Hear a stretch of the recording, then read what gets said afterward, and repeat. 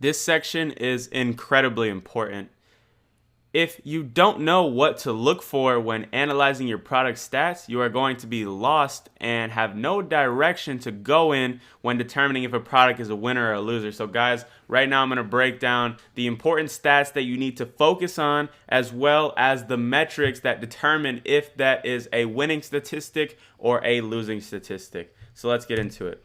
All right, guys, so first I want to talk about the key metrics to focus on. And look, I know I briefly touched on this when I talked about the columns, but I just want to run through it again so it's stuck in your head and you guys know. Please make sure you're taking notes and keeping track of what I'm saying so you don't forget this stuff, because it is crucial.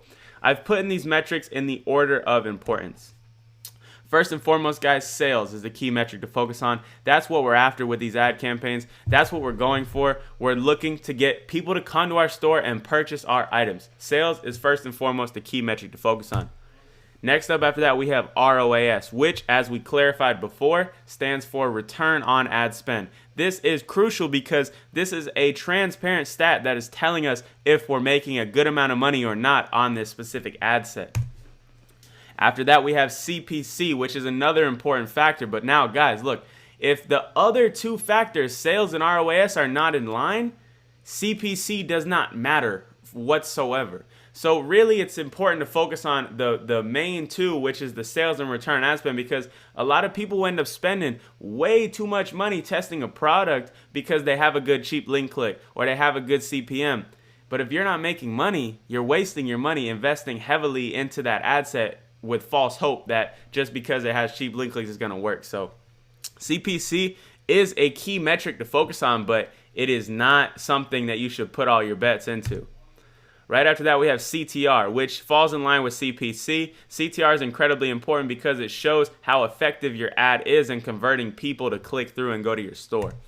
And lastly, we have CPM on the key list of metrics, because this is just the matter of how much bang you're getting for your buck, essentially, with the money you're spending. So these are the key metrics to focus on. Write this down, have it in front of you, and you'll be good to go. So now that you know that, I'm going to take these exact metrics and I'm going to break down what I like to call winning metrics in the first 24 to 48 hours, because we're testing these products and this is the time frame that I told you guys to let the test run for. So these are the stats that you should be seeing in the first 24 to 48 hours if it may potentially be a winning product.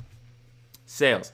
You should be looking for at least 2 to 5 sales, guys. One sale is not enough to validate a product, because that sale could simply be what I like to call a fluke sale. And a fluke sale is when you get one and you never get another one on that ad set. So 2 to 5 sales is typically good to validate. And if you get more than that, hats off to you. You probably got a winner on your hands. After that, we have ROAS. Now, I put here 3x minimum, but I want you guys to understand a real fundamental point about return on ad spend. So at the lower budget, it's going to be higher because you're showing the ad to less people because you're spending more money.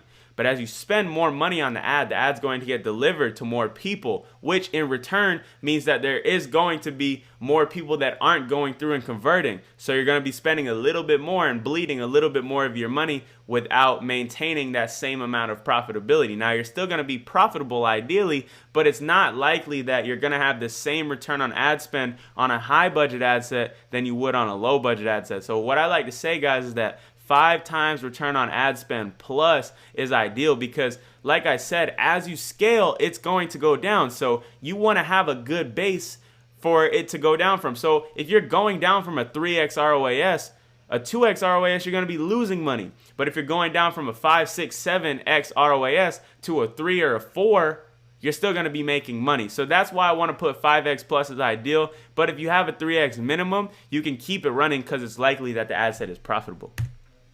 CPC, you definitely want the CPC to be under $1.50. Now, in some cases, you'll have a product that is profitable but getting expensive link clicks. But guys, the lower the CPC is, the better, because that just means you're getting more traffic and more chances for people to convert on the product itself. The CTR, and this is not regular CTR, this is CTR link click. Make sure you guys understand that. You want it to be above 1%.